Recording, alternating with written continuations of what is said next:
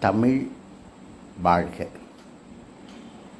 தமிழினம் செழித்து வாழ. தமிழ் இனம் இந்த உலகத்திலே முதலில் தோன்றிய இனம். இந்த உலகத்திலே முதலில் தோன்றிய இனம் தமிழ் இனம். அப்படிப்பட்ட தமிழ் இனத்தில் பிறந்தவர்கள்தான் நாம். அதற்காகத்தான் நாம் இறைவனுக்கு நன்றி சொல்லிக்கொண்டே இருக்க வேண்டும்.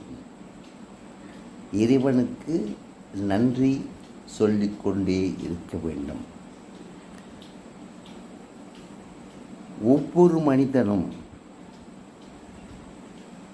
இறைவனுக்கு நன்றி செலுத்த கடமைப்பட்டவனாவான்.